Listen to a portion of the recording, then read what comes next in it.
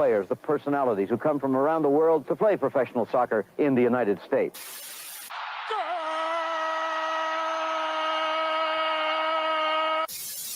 Go, go, USA! Oh, it's incredible! In a world where some call it football, football, or soccer, they dare to call it foosball. One thinks New York is blue, the other thinks New York is red. Soccer in America from a German perspective. Let them put some sauerkraut on your hot dog and join them for the Schnitzel Boys USA Hour.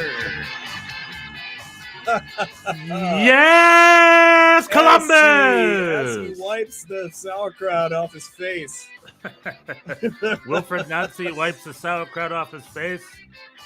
And is that what you said? No, you are right. You know, you came on camera with your with the napkin in your. It's like just still removing the last of the sauerkraut from his face right before the show. I'm looking for the buns for my hamburger. Full disclosure, it's 1 o'clock. Oh, not it's 1 o'clock. It's 3:30 now. It started at 1 here in LA. Yeah. And I'm on a weird schedule all over the place like usual. So this is a Saturday afternoon. We're doing it different. We're doing it live. A post-game reaction. Doing it live. We figured wait 2 days. Let's get out there. I have a little bit of a cold that I'm already getting over, thankfully. But if I'm a little nasal, that's why. Schnupfen. Ein Schnupfen. Ich habe ein Schnupfen. Schnupfen. Do you know I was telling my friend, this is, I guess, a German thing that they say, that a cold comes for 3 days, stays for 3 days, and goes for 3 days. Have you heard that before? No? How would you say that in German? Der Schnupfen kommt 3 Tage, bleibt 3 Tage, geht 3 Tage. Nice. I like it. No, I don't know. There's no American. That's this cold has exactly followed the schedule. That's why it's come up. So it takes 3 days to feel it in your throat and show up. Well, you feel it, and then it takes 3 days to get to fully come, and then then you have it for 3 days, and then it goes away for 3 days. The old 9-day trade. No, I haven't heard that. So one. by my math, this would be day 1 of it going away. Nice. So you're on the decline, on the outs. Yeah, and it does feel significantly better than it did yesterday and the day before. Are LAFC on the decline? Are they on the outs? Well, they just made the MLS Cup final. I mean, so I guess not. It's not that bad. Yeah. So the Columbus. So at the beginning of the season, there's 30 teams. Everyone has similar budgets, but not really. And a lot of trades, a lot of drafting, a lot of DPs and TAMs and GAMs. And then there was a regular season. Then there was a Leagues Cup with Leo Messi in Miami. And then we had the 3-game playoff with the big break and the and we got ourselves. That was the 2023 MLS season. The season of Messi, the season of the Leagues Cup first time. Yeah, like you're saying, lots of stuff. And this is it. Now it's done. And the Columbus crew won the season. They won the league. It's their cup. They did it. That is not something that we would have predicted even a month ago. No, not at all. But that's MLS, baby. So it makes you wonder, first things first, are they the deserved MLS Cup winners? Are they the best team in the league this year? I mean, that's not how that works. Who's asking you? It's the playoffs. Yeah, I guess, right? Like, I think Matt Miazga has a lot to be sorry for Hell yeah. in the off season. I don't know. Like, so happy that I definitely thought Cincinnati were going to do it, and they might have if he hadn't like just completely lost his marbles. And I mean, I didn't think they're the deserving. They certainly were the deserving winner today. No question about that. The first half dominant performance by Columbus, really, and up 2-0. And then, they have a history of pissing away these kinds of leads this year. And it felt like they might. They had, it felt a little nervy, but then LAFC just didn't really quite have it, right? It seemed like it was there for them. The equalizer, they got one back, and then the equalizer was sort of in the air, or at least it seemed like Columbus were nervous for sure. Defensively, there was a lot of just like wildly clearing the ball into nowhere, and definitely some nerves. But LAFC couldn't capitalize. Just a bit of a flat performance overall from them today. Yeah. Yeah, their dominance from last season faded a little bit this year. Like they made their way to the final because they had that experience. They have great. Denny Bouanga had an excellent season. Carlos Vela Yeah, is in pretty good 38 shape. goals. 38 goals in all competitions. That's no joke. But they were visitors today, and yeah, for whatever reason, they're not. They don't connect as much as they used to. They didn't have that Gareth Bale X factor this year to come off the bench and score them a winner. Yeah, to quote unquote bail them out. Pun intended. No, but yeah, like Carlos Vela did. There was that moment right at the end of the game when they should have scored the equalizer, but two players did the same run and they just weren't as in rhythm as you'd think. It's the end of the season. They should be better. They should be in better rhythm with each other by this point, right? Yeah, I mean, you never know, right? Like last week, Houston seemed flat. This week, LAFC looked like Houston did last week. Just kind of like you're waiting for them to kind of make a push, and it didn't quite happen. Yeah, at the end, they got that free kick, the dangerous position. Carlos Vela floated it to Ryan Hollingshead, and totally messed it up. That's their moment. Who looks like Ted Lasso, by the way. Yeah, well, I mean, I don't know, Americans. He's got the stash. White Americans, I can't tell them apart. No. No, they're all a bunch of Ted Lassos to me. But you know what I'm saying? That moment was like, this is your 2-2, and Columbus just did an offensive change. They didn't do a, that's been the whole thing of Wilfred Nancy, right? He's like, we're not going to back down. We're going to keep going. Offense is our best defense, and today it sort of worked. And it hasn't always. They've had some pretty memorable collapses because I guess they will give other teams opportunities. It seemed like that was happening. It just seemed like LAFC couldn't capitalize. Former NYCFC player Malda Amundsen had a very good game. He had that very sweet assist in the first half, and overall had a pretty good game, which is kind of shocking. Yeah, he was not good for us when we traded him to Columbus, and I don't know what they paid for him, $400,000 GAM or something. I was like, yes, please. Like he was playing left back for us. He's now a center back in the 3-back system that Columbus play. Mm-hmm. And that seems to have worked for him for us. He was a left back, and he was not good. And so good for him. I guess he's found his spot, and he's a MLS Cup winner. Also props. Darlington Nagbe deserves props. This is his 4th MLS Cup win with 3 different teams. That's right. That's no small feat. That's impressive. No, he doesn't get talked about enough. Essentially, Darlington Nagbe became a U.S. citizen, and I guess he was kind of part of that lost generation we had. He was around that age, and in an he, I think, retired from the U.S. national team early. I think he said no to call-ups because of family and stuff. He didn't want to really be in it. Yeah. Rumors are he also had huge offers from big clubs in Europe in his prime, and he said no to all those too. Oh, interesting. He's one of those he's one of those players that in a sliding door moment he could have been a much bigger legend than he is. And he's very talented, but he stayed close to his family. He stayed in MLS. He stayed loyal to his clubs. He played at Columbus, Atlanta, Portland, and he's a key figure in the midfield. And he wins MLS Cups. He knows how to win. Yeah. So, yeah. I mean, he's that kind of a connecting midfielder that the U.S. men's national team certainly could have used in a lot. Now that position is covered sort of by Musa and McKennie pretty well, but they were for some years. Where really there was nobody, and so. But he's one of those solid MLS. When you think of midfielders, you think of Hani Mukhtar. You think of all sorts of players. Cucho Hernandez. I mean, well, he doesn't get he's not a big scorer. That's why right. He doesn't get like the awards and the props. Like he's not a big. He's a very unselfish guy. He doesn't really take a lot of shots, and he's just more of a connector. And but he's an important player for that team.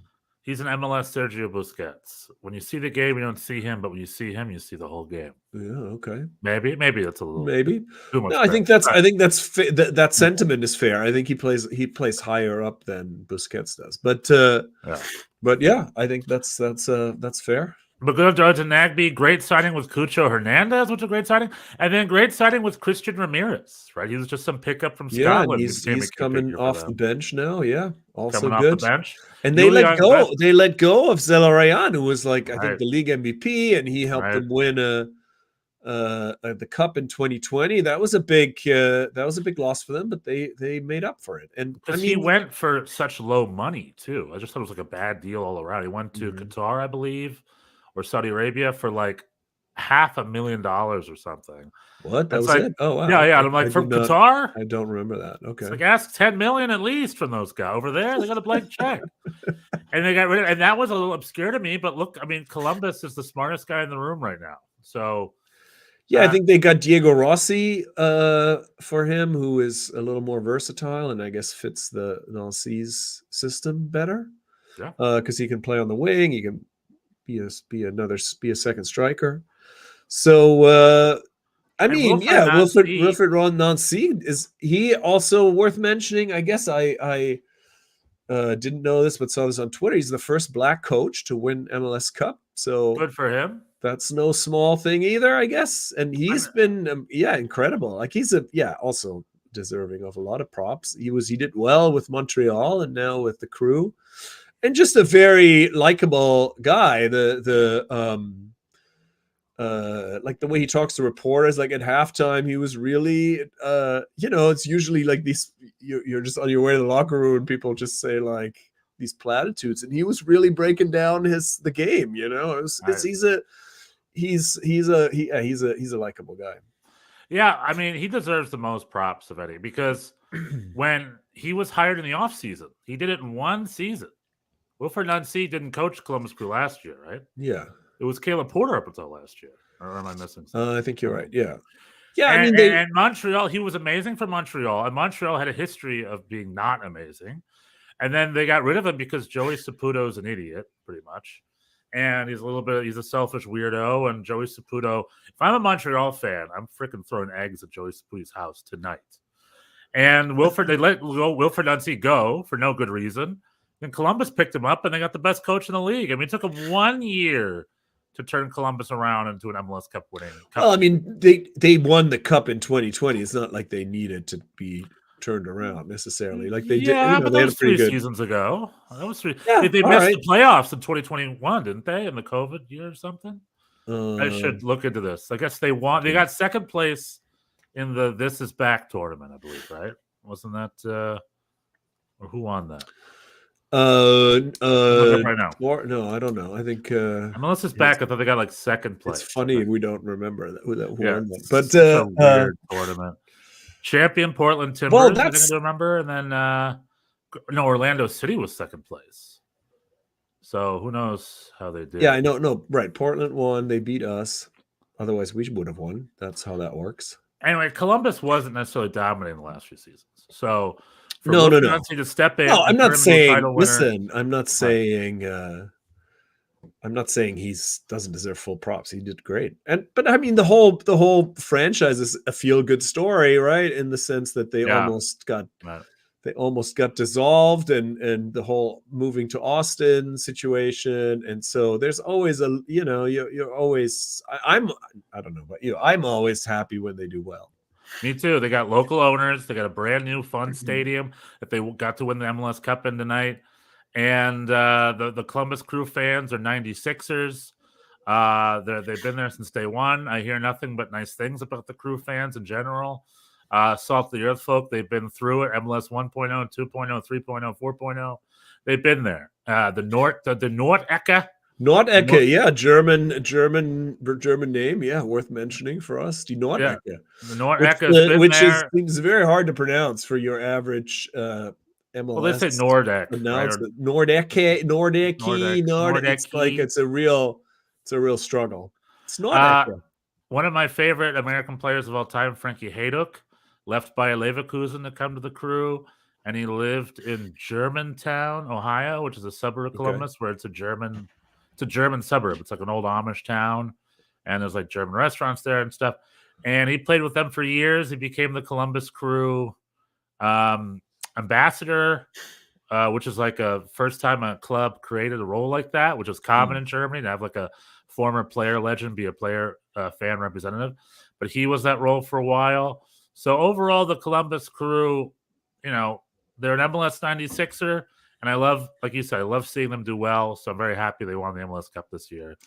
And I also found myself sort of rooting. I mean, no offense to you, but I found myself sort of rooting anti LAFC a little bit, just because this was a little bit of a down season for them. Their midfield is not working as well as it did in the past. So I was like, if they sort of sneak this one out, like it's a little, I don't know, like that. Then they're like the, I don't know, they're like the I'm not sure what the equivalent is, but like the Houston Astros of MLS, like the kind of the juggernaut that just can't be stopped. So I don't know. Yeah, all good. I'm all good with this. That's right. They won. If I'm the owner of a small French club in France, and I need a new coach, Wilfred Nancy's top of my list. I think it might be, a guy like him should look at Europe. He really is a talented head coach. I've been saying that for a while. And like you said, the first black coach to win. Yeah, I mean, name black coaches in general. It's a small list. It's not Europe, a big, everywhere. Who can we think of? Patrick Vieira also, in our history, but cross sports too. Like, how many black baseball coaches are there? How many black football coaches are there? Not a lot. I feel like baseball more so than other, and perhaps I don't think of a few, but anyway, yeah. But when you think of sports, you think of Bill Belichick, you think of Phil Jackson. There's a lot of big American coaches. Dean Smith down in Duke or whatever. As far as coaches of color in general, yeah, it's a few and far between. And the best MLS coach this year was a man of color, so good for him. I hope we stick on to him, but like I said, if I'm him, look at Europe, my friend. On to Europe you go. And maybe Stevie Cherundolo is hitting his way back to Europe. I'm not in his head, but I do know he's his German. He's got a German wife and kids. He's a longtime Hanover resident. I wouldn't be surprised if he does want to make his way back there at some point as well. So, I don't know. All right. Yeah, or stay in the league is also fine. Well, I don't know. Things are getting better. Things are getting better in MLS. You don't have to get out. I mean, the French, I don't know, Ligue 1, the gap between Ligue 1 and MLS is closing fast, I would say. That's such an MLS homer. That's my well, I think it's also a reflection of what's happening in France. But anyway, MLS homer, yeah. I was invited, like as a founding member of NYCFC. I was invited to a city hall meeting where I got to chat with head coach Nick Cushing a little bit. You're a founding member of NYCFC. Well, I got it. I mean, I think you're a founding. I'm a season ticket holder from the beginning. That's what they call me. When they send me an email, they said this is for founding members only. So that includes me, apparently. Well, that's so. How many? Tell me everything. So, did you go, and what happened? Yeah, I went, and yeah, it was fun. I mean, I did get to talk to Nick Cushing for a little bit, and we had a good chuckle about this Noche d'Or situation, and Messi being pissed and not wanting to give his jersey, and I was trying to find out what happened exactly, because Santi Rodriguez was mad about something, and Nick said, yeah, Messi felt he was being disrespectful, and Santi was being disrespectful, and so he just kind of stormed off, and Andres Jason wanted his jersey. It wasn't going to happen. Like, he just shook his head. I mean, that is probably the most fun I've ever had watching a meaningless friendly. Well, it's good to see that Messi cares. Yeah, I guess he's going to Hong Kong, and on Argentinian ESPN, he called MLS a lesser league, which it is, of course. But in Spanish, the reason struck a nerve is because in Spanish to say lesser league, you have to say menor. So literally, it's like he said minor league. Oh, okay. But in Spanish to translate it, that means lesser league. But because literally it was minor league, that's a huge. It strikes a nerve with MLS aficionados. Yeah, I mean, because people call it minor league soccer all the time as a diss. But Messi cares. He's here. He's playing, and he was mad. Yeah, so that was fun about this event. I mean, it's always this dynamic of these kinds of, I mean, you've experienced this with the Red Bulls. There's always an awkwardness about this, like, we want answers, and then the officials like, yes, you deserve better as fans. We have failed. It's like, I mean, this is the question though. That's what. Did you raise your hand and be like, Nick Cushing, I have a question from you. Hi, founding member Bjorn Schnitzel. Of the 8 coaches that were fired in the offseason, you had worse records than all 8 of them. How do you feel being the coach with the worst record but retaining your job? This is not how you I asked roll. That question? This is not how I roll personally. My question, we all did get to submit questions, and my question, Joe Tollison was there. He was moderating, and my question was asked, and my question was how we're going to get more out of the fullbacks offensively. That's what that's the kind of thing that I think about. Did he give you a good answer, or was it just? I mean, it was good. He said we played them too deep, which I would agree with, and we're going to try and play them higher up, and there was some. I mean, really, the gist of it, and this is where and I think that answers your question as to why he still has the job. It's like the gist of it, and this is basically, Nick didn't say this, but team president Brad Sims, who was there,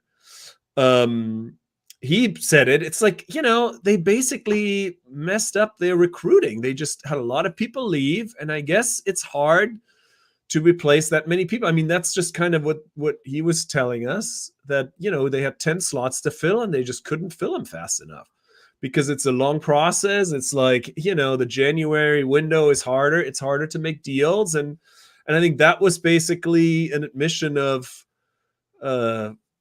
failure, if you want to call it that, or like they tried to get more players in the window and they just couldn't. And then they were clearly just undermanned. The roster had big holes, and the people that they did find were also kind of more similar in profile. They were a lot of the roster was a lot younger than which is good in some ways, but they needed a little veteran presence. They also needed some more direct people. There's too many dribblers, so there were some actual reasons offered, which I thought was fair. And I guess that's not Nick's fault if he doesn't have. I mean that's been the thing all along. And by the time and after, since the Leagues Cup, we were like, we had like 5 wins, 4 draws, and a loss or something. We had a pretty good record after that. So in that sense, like it was a pretty thin squad. And in the end,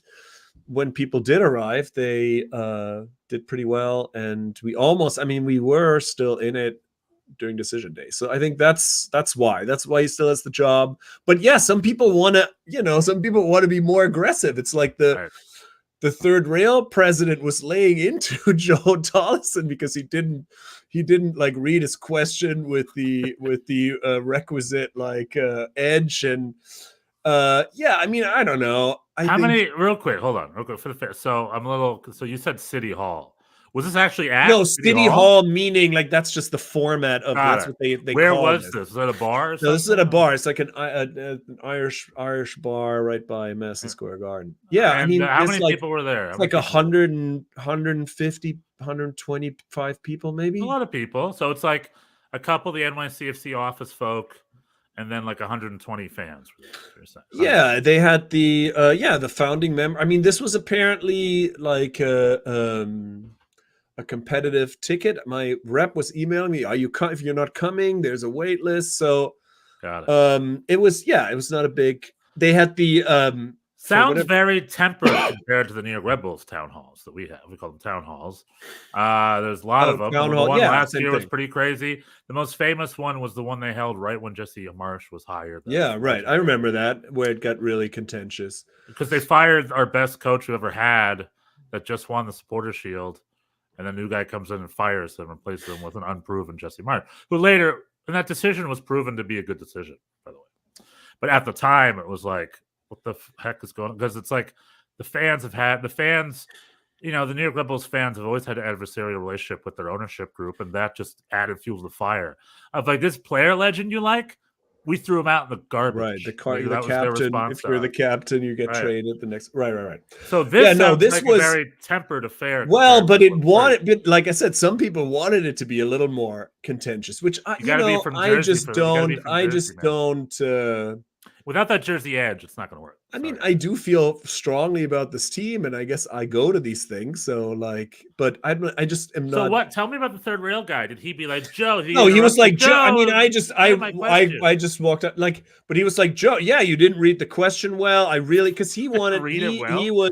he had that question that you were saying. It's like, what made you think that Nick should still have this job? We want Pep Guardiola today. And somehow Joe, and I didn't like, I kind of walked away, so I didn't hear how this turned out but yeah, it's like that kind of thing. It was like Joe berating Joe Tollison. We also were talking, I was talking to him and a couple of other third rail people about the Red Bull, because really also the big headline when you're saying why wasn't this as contentious, the big headline of the meeting, you know, and the feel good moment right now is the stadium. You know, the stadium is making its way through the ULUR approval, which is like the approval process. So it just got approved pretty overwhelmingly, actually, by the community board, like 37-2 or whatever was the vote. So, and now it's going to the borough president. So it's moving through the approval process, apparently so far with relatively little opposition. So it looks like and you know, council member Francisco Moya shows up at all of these events because he wants to take full political advantage of this happening. So he was there. So that's that's a happy thing, obviously, for us after years and years of waiting. So it's not like, I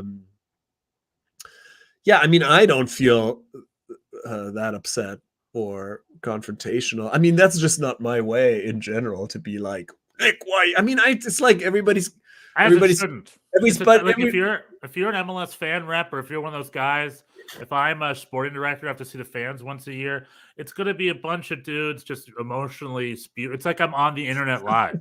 A bunch of dudes like emotionally spewing trash over It's me. like, I mean, you know, everybody's trying. I think, I mean, I've had some issues with, you know, there's no perfect coach. Always, you know, there's always some things you like, some things you don't, some things you agree with, some things you don't. And, but you know, everybody's trying. The other people get paid too. There's 30. It's not, you know, it's not like, oh, you were asleep at the wheel. I mean, and Nick genuinely seems like an earnest guy who's trying very hard. And, you know, we'll see how it goes. I don't know. There isn't a perfect coach. Tell the Chicago Fire fans. They just signed Frankie Klopas to be their head coach in the new season. And if I were the Chicago Fire fans, I'd sign a contract for life, because he's the only guy that they just rehire he's the only guy there. They hire him, they fire him, and they fire him, they hire him back. This must have happened 3 or 4 times in the last season. He's just always there. He's been the sporting director, the head coach, the assistant coach, now he's head coach again. Just stop pretending.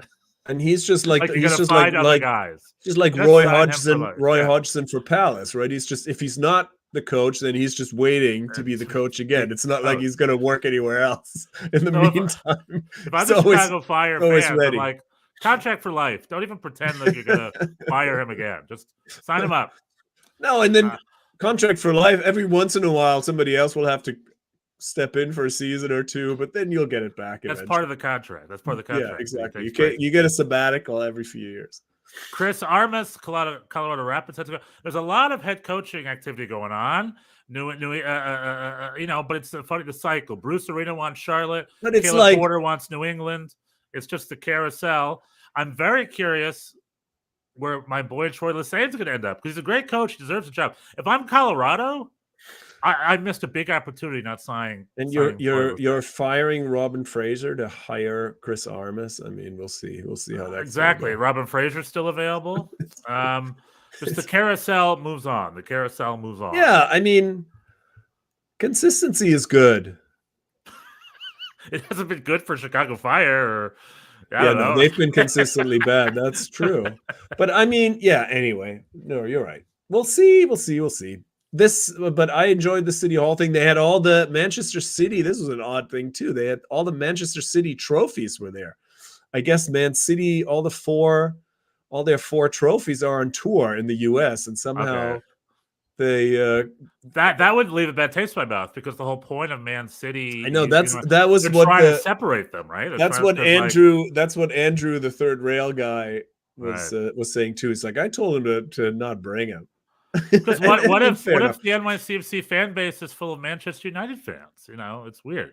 Yeah, I don't think. I mean, this is not something. I guess it's just. I don't know. The idea was that it's. I mean, it's sort of cool to see those 4 trophies in one play. I mean, I'm not an English football person, but I could see that being just a cool thing in general. Like not really even necessarily. Even if you're not a fan, I don't know. I took a look. I did not need to take a picture of myself with the trophies. I just took a look and was like, huh. And then, that was it. Another point of contention I had with the third rail people that I was like, now that the stadium is here, we have to be. I feel like people need to get over this disdain for playing home games in Red Bull Arena. It's just like a thing that has to happen sometimes, and it's like it's a good state, but no, that was also non-starter. He was like, no, never. That's just there are rivals. We don't want to play there, and so that just never. I'm like, okay, I guess I'm just more relaxed. I just don't get so dug into certain things. Well, there's emotions and there's practicality. As Germans, practicality is part of our programming. I guess so. Because the whole you can't play because there are rivals. It's like, yeah, but also it's the only stadium in the tri-state area that's available. So yeah, what's the alternative? You're going to Hartford, Hartford, or you're going to. How is Connecticut better than New Jersey when it comes to the city versus the suburbs debate? It's not. Connecticut is the only reason. I mean, that's only happened 2 times. So, but yeah, that's obviously the only reason to play in Hartford is if you just really don't want to play at Red Bull Arena. The only other option I see is the baseball stadium out in Coney Island, but that's way too small. Yeah, I don't think that's ever been. That might discussed. not even be. It's also turf, isn't it? Like it's. I know, but the New York Cosmos used to play there, so they can host. Yeah. And when Kansas City were waiting for their stadium, they played in a minor league baseball park. It's definitely not a CONCACAF approved stadium, that we know.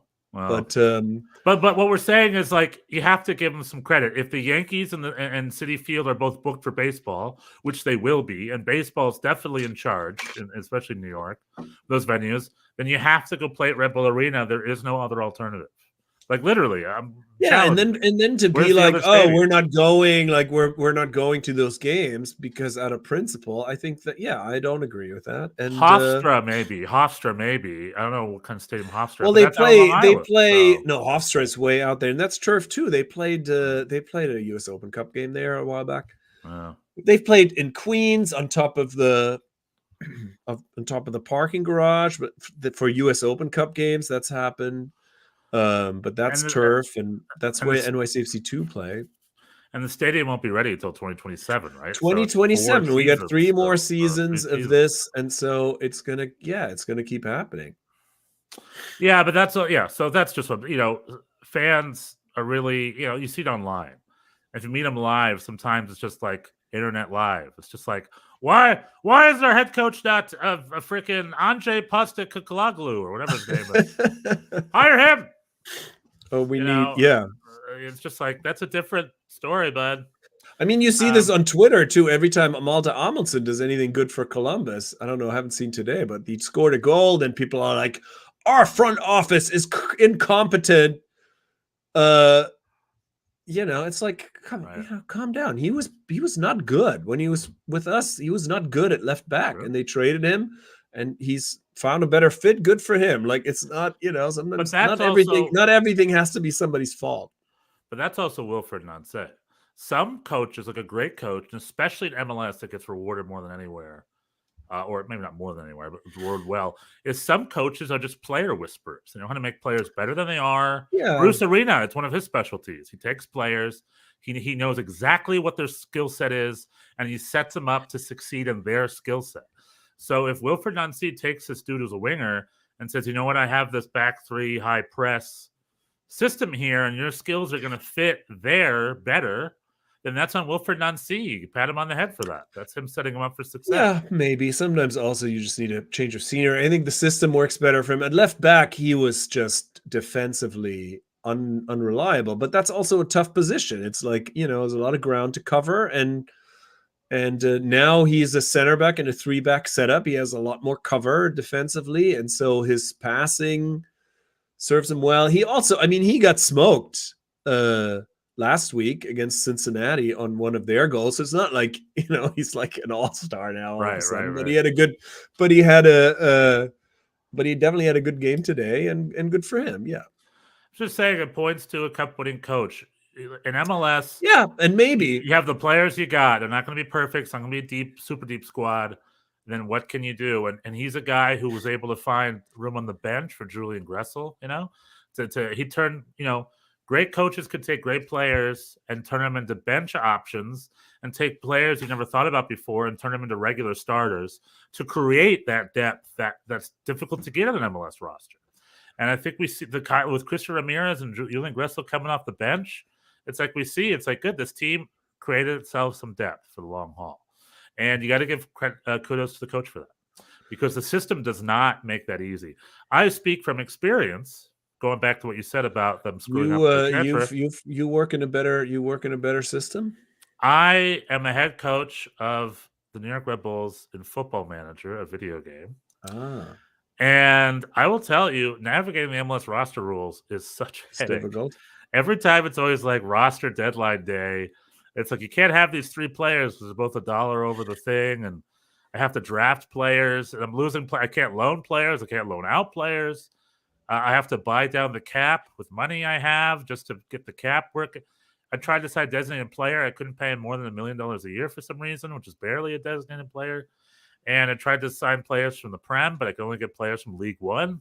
I'm telling you, it's difficult. It's difficult. It's the man being a guy with experience. I'm essentially as good as an MLS sporting director these days with my Football Manager experience. It's very difficult. So it's not as easy. And that's what we were told at this event as well, that this is not an easy thing. That come on, MLS, guys, it's not easy. Okay, that MLS give us a break, is guys. Well, I think there's some. Well, there's some. Obviously it's many things. It's always complicated. There's not just one. Starting to see, Thales. Well, anyway, we don't have to rehash this all. We've talked about it all. I know with New York Red Bulls, it takes them forever to do visa stuff.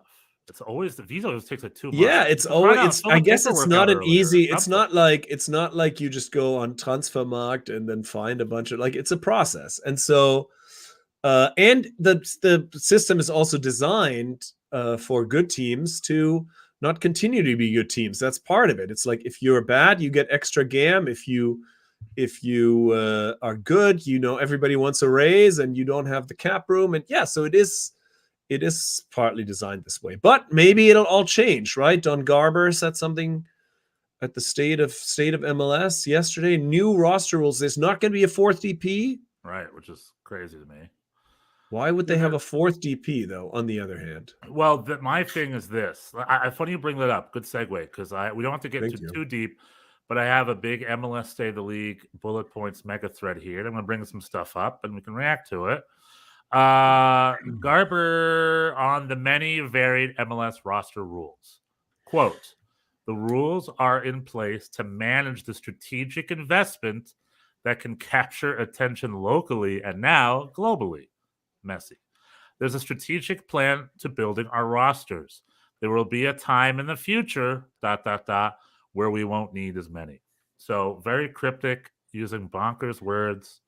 But pretty much Spoken like a true commissioner. He'll speak for an hour and say nothing. That's like a skill that's a Garber skill set. But pretty much, I've been over these rules years ago. If it's up to me, simplify it. They do this thing where you can get 2 young DPs if you sign an old DP or crap. They're trying to engineer every roster to be similar. And I'm like, screw that. I want a roster where a bunch of people sign some old folk. I want another roster where he decides to sign a bunch of young folk. Like, different choices is part of the fun of the sport, right? Mm. But in MLS, they're like, no, we make sure our rosters are essentially photocopies of each other. You know, you're gonna have a couple young DPs from Argentina or Colombia or whatever. You're gonna have a couple of the American vets. You have, that they make sure every roster is very similar. And I've had enough of that. And he's alluding to the fact that might change later, but he's just like, not now. So the 4th DP, which was denied, is part of the fact that they're digging in. They're gonna, I think, raise the cap in general. It's 1 or 2 other changes, but they're not getting rid of their bonkers system. Their system is staying. Okay. If up to me, I think every club should just have a soft cap with maybe 1 or 2 open spots like DPs, and then you have money where you sign whoever you want for whatever, as long as it's within the general $20 million cap or whatever. And then, and if a big team wants to sign a player, they could pay a luxury tax. You could have cap rules, but I want to be a little bit more mainstream and a little more open. I don't need to be so tight. Same with the whole simpler, right? Same with the whole discovery rights process. That all needs to go. Allocation process. Yeah, I mean, that keeps changing anyway. It seems like, it's just the transition. It used to be, all of this was very centrally managed by the league in the beginning, all of the rosters and player in and out flow, and now there's more teams, and they're transitioning to giving the teams more authority to do things their way, and I think that's good, and we need more of that. Yeah, when you offer these rules, it just gives the mathematicians an opportunity to exploit them. With the youth rules we've seen in the past, where like Chicago Fire has the rights. There was a specific case where Chicago Fire had the rights to a youth player we really wanted in New York. Right. And Chicago didn't want him, but they also didn't want us to have him. So they sat on him and made sure he went away. And I think, in any other world, that's ridiculous. It screwed his career. It's an open market. Let clubs sign the youth players they want without restriction, right? And what's the deal? They're now they've found ways that the amendments they're offering are just ways to make it harder for the mathematicians to exploit them, but they're going to just figure it out eventually. So the way to solve it is get rid of it all. Have open contract youth players sign with whoever wants them. It's a gamble either way, right? Like, who cares what region they're from? And, I don't know. All I know is that I'm long tired. I've had enough. I'm up to my wits and all this calculus stuff. You need to figure out what's going on with the cap rule. Who does it serve? It doesn't serve anybody. Because if Inter Miami is spending $90 million a year on their roster anyway, because you're allowed to do that through these rules, then what's the financial control aspect? Where is that? Inter Miami is spending more money on the roster than 90% of the Bundesliga. So I don't really get what these rules are for. I don't get who they're serving anymore. So yeah, I don't know. Yeah. All right. I'm agreeing with you. Don Garber has teased not necessarily a fall spring calendar this year. Oh yeah, talk about that. He might, which I kind of was all about. He might look into splitting up the league the way Mexico and a lot of the Latin American leagues do, into like a fall and a spring tournament, Apertura Clausura situation, and likely so there could be room during the summertime for a Leagues Cup style super competition, which he's all about. I'm not super about that because summer is where the summer tournaments are, and Don Garber put his foot down where he's like, summer is where our summer tournaments are. It's like, we are not. He said he's not going to break for Copa America, which is bonkers to me. He only breaks the World Cup once every 4 years. It's like, there's a summer tournament every summer, bud. I don't know. But anyway, tease that. Well, I mean, do we have to stop for the Gold Cup? Really? No. No, but like the future of the Gold Cup is uncertain. Take a week or two off. In my dreams, and I speak for a lot of fans, I would love for the Copa America to be a regular thing we do every 4 years, like the Euros. Right. So that, and if that were the case, there'd be a big tournament every even summer. Yeah. It's every other summer. So, let's see. St. Louis City was the best expansion team in history, blah, blah, blah. Record attendance league-wise, good for him. League's Cup, a smashing success on every measure. This is a tournament that will continue to grow. I mean, that is all. Yeah, that's all Messi, right? That was all Messi, right? Yeah, I mean that he takes 92% of credit for that in my scientific analysis. Yeah. I mean, if it's not Messi's coming out party, it would have been quite the dud of a tournament. I thought it was fun. I do enjoy playing Liga MX teams. That's always, whether it's in the Champions League or this, I think it is fun. There's always extra spice. I thought it was good. The game we had against Atlas, even though it did not go our way, was pretty fun. So I don't know. I'm not against it, but like if we're talking overwhelming success, yeah, that's because of one guy. But yeah, like you said, next week there's no fourth DP, but roster changes are going to be announced next week. So we'll get the specifics there. We can talk about it then. Mm-hmm. Maybe it'll lead more to what I'm talking about. Maybe the fact there's no fourth DP is a clue, because Inter Miami has signed 4 DPs, right? We know that, don't we? Because they have the 3 now, and they just signed Luis Suarez. So Luis Suarez is on a TAM deal, I saw. Well, then so be it. Inter Miami are Miami are known for having honest. This is a blazer. If Lionel Messi is going to meet Luis Suarez at a Publix parking lot one day with a suitcase full of cash, we will never know about that. But yeah, we will. I think officially Luis Suarez is a TAM player. Are you so? Luis Suarez signed the. You know how there's a Beckham rule and a Messi rule. There's also the Blaise Matuidi rule, or whatever his name was. Are you saying Luis Suarez signed a Blaise Matuidi contract?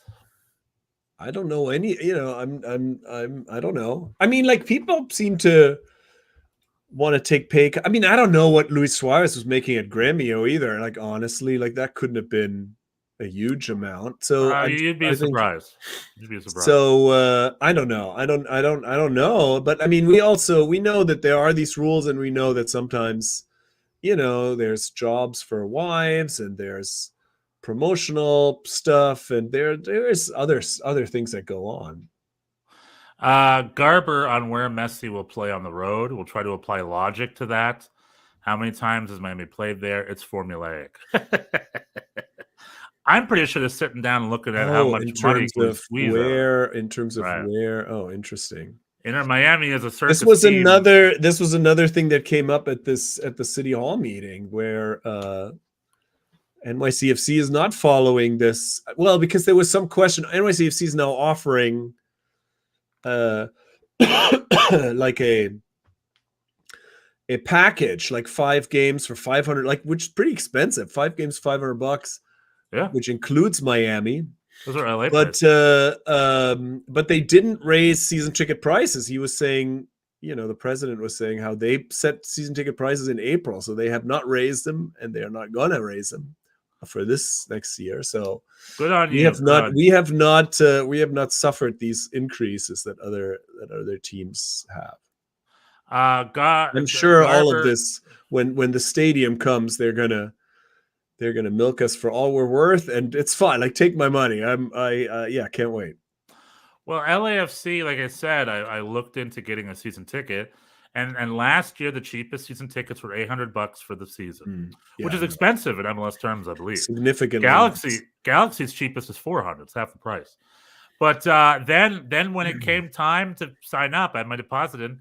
Cheapest season ticket was $1,200. Cheapest one. I don't know. Yeah, I haven't checked. Mine are like 600. And LAFC doesn't play in the same conference that Messi does play in. It's just the Messi effect, I guess. Yeah, so they may not even. I mean, that's definitely, there's less than 50% chance he'll even show up. I probably missed the deadline here, but they're going to announce the schedule on May 20th, and if Miami comes to the LA Galaxy next season, I might look into getting some Galaxy season tickets for the year. But like I said, it might already be a cutoff. May 20th? What do you mean? What's happening on May 20th? On May 20th, Wednesday, Excuse me, December 20th. Okay. December 20th. On Wednesday, December 20th, the 2024 MLS calendar will release. And this is my favorite part of the nugget here. Garber on safety. We had never had a player enter the officials' locker room in the history of our league. Oh, It happened this year. It was a tough price to pay. Adds that the strict penalty of Miazga was necessary to communicate that official safety is paramount. So Matt Miazga was made an example of because he's the first player to ever go into the referee locker room with pizza, not even with or without food. It's not even part of the equation. And what is the pizza? What role does the pizza play? He was offering pizza. He was no, he was you just happened. You just happened to have it. Right. He was eating a Hawaiian pizza. There was pineapple on it. He was eating it out of disrespect, and he was like, "You." I mean, this is just Matt. You know, he just has no filter. That is like a man child. Or according to you, he was best friends with the ref, and he was inviting him out to go to the Olive Garden. No. Those are not the same. Not the same thing. That's your story. Thing. That's your story. Don't get it twisted. That's not what I was saying. Anyway, next week or a week after that, we will see the specific new roster rules and break them down a little bit. And then we'll have a long off season. We got the boys are going to take some time off for the holidays. Then they got the Coachella Valley. It seems like it goes. The off season is not as long, not as short as it used to be, right? It's like about a month, right? When they start again. Not even ish. Well, February. They play in February, right? Late February. Yeah, but training camp starts in January, right? I will be there. I'll be NYCFC and New York Red Bulls will come out here to SoCal. And that cool that where I went last year, so I'll go again. The other thing is Don Garber said there are absolutely no plans to go beyond 30 teams. So 30 teams is his cap for right now. Yeah, I think that's good for a little bit. Yeah, more than enough. And then also addresses the criticism that MLS has been like a pyramid scheme for a while. Well, that's not a criticism. That's a fact, right? So we'll see. More or less, pretty much. Pretty much. So we'll see if that might also be a huge indicator as to why Messi was necessary these days because they're like, well, we can't. Well, I think now, so. I think at some point this expansion had to come either to an end or at least slow down. So now this is now it's time to improve not just expand, but also improve. San Diego and hopefully Las Vegas, more teams for me here in the West Coast. Drive more reasons to go to Las Vegas. Watch a little MLS soccer, gamble my little bit of money away. Anywho, that was a live response. Yeah. I was gonna say, do you want to touch up Bundesliga stuff? We can leave that for another time. We can, Bayern got creamed. That's the only thing. Union Berlin got a win. Bochum lost yesterday. The Dortmund Leipzig game was fun. That was Mats Hummels got an early red, and that was it. Tom is suggesting Pro Rel for MLS. MLS. Maybe. Well, I mean I've been saying that before. I think the it's not on MLS it's on the lower leagues to create a situation where that becomes compelling. If there's enough good lower league teams that are pushing, then this becomes interesting. Right now, the gap is so wide that it doesn't really make sense for anyone. And the other thing in the US, the problem in the US is these teams would fold. If the Chicago Fire got relegated, they would cease to exist.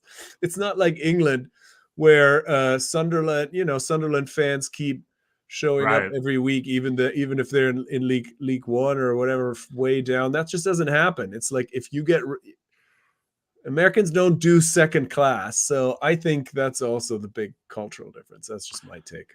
Another thing Don Garber mentioned with that summer break, as he said, we can't afford to take a break during the summertime, is what he said. Now, I'd love to see the numbers of that.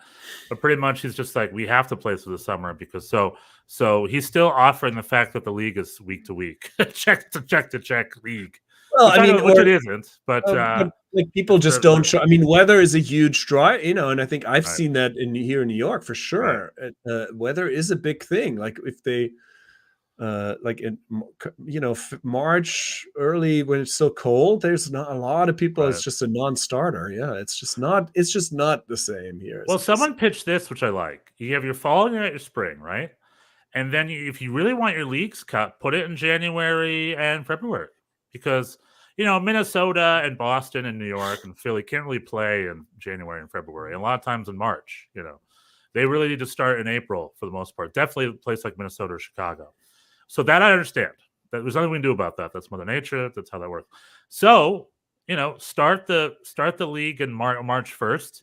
Have Chicago and Minnesota start with 2 or 3 away games first before you host your games in April.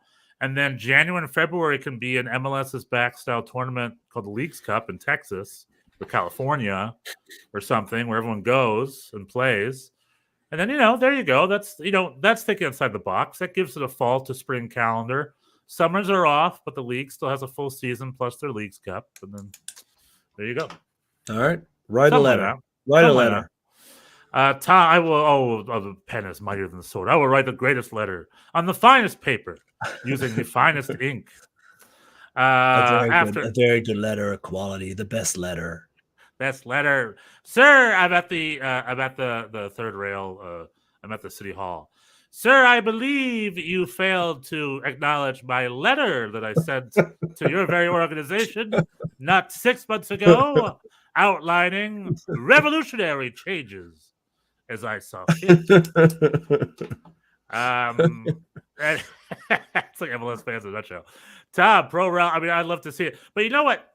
USL is teasing doing Pro Rel. I have to double check. I know they pushed the vote off. Yeah, they're doing a version of it.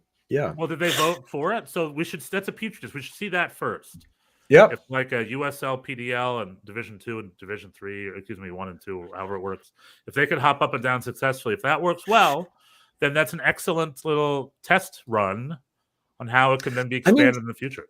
The other thing is also,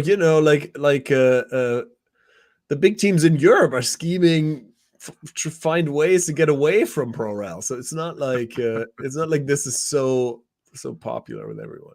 But I will tell you, the way the European League is being offered, the closed system, I don't like that. However, if I were to read tomorrow that the UEFA Champions League, the way the system is now for me is pretty dang good. I do like the fact that it's a cup tournament and that ends with a big final. It's fun.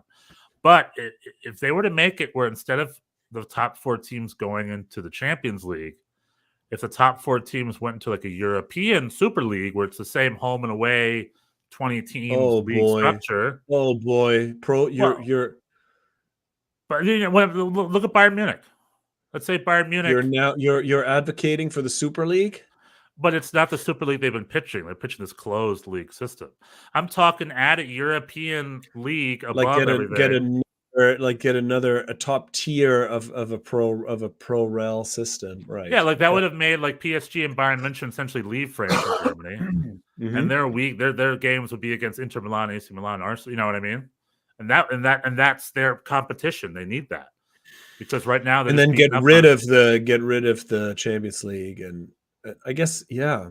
And then, but it would be weird because in the German league and the French league would be without its best clubs. It would just be like, Dortmund by Leverkusen. And I mean, the real problem is the congestion of the calendar. Like everybody is struggling with that. Like Jurgen Klopp got testy in a post-game interview after a game where somebody made a joke about like, oh yeah, so many and he's like, oh, it's not funny. You're making a joke of this. It's not. He does not have he thinks it's a real problem that there's too many games. My pitch solves that. And if you everything's on Saturday now. Yeah. However, the relegation might be a little wonky, but it would just also ruin domestic leagues because if you win the Bundesliga, it's always like, however, Bayern München, we're not. I mean, this is just there's a lot to. The current system is pretty fewer games mean less money, and this is all a hard sell. This is not easily solved. Tom is saying Klopp always has something to say about scheduling. Yeah, he's a real curmudgeon about that. But he had another player go down to perhaps an overuse injury. I mean, it's also, you're Liverpool. You have unlimited resources. You got to play other people sometimes.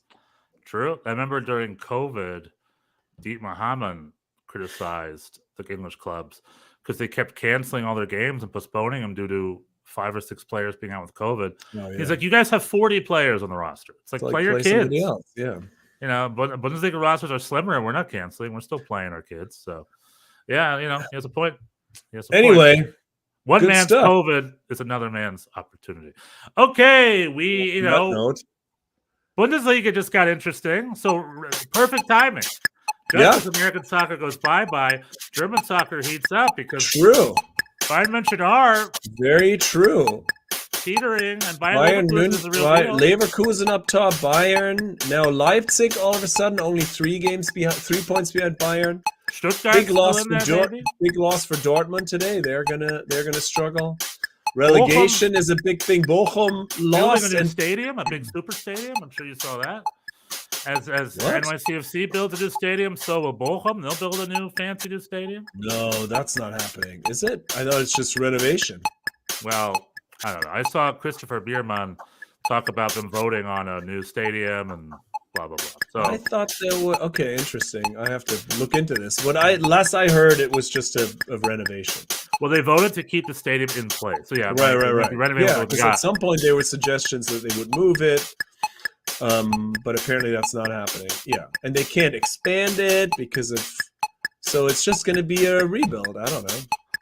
My pitch is they build a new stadium that houses VfL Bochum and Starlight Express in the same facility, so you can always switch to Starlight Express. That's it's practically already like that. If you had been there, like it's very close. They're very close together. Every Bochum halftime show is a 15-minute sample of Starlight Express. If you A bunch of people come out in skates and the lights and the lasers turn on. An underground tunnel may already exist. It's so close together. All right, tschüss, everyone. Just Bis nächste Woche. Thanks for joining us on a special edition of the MLS Cup post-reaction Schnitzel Boys. we won't see you Monday, but we'll see you next Monday. That's right. Tschüss. Bis nächste Woche. Tschüss. Merch.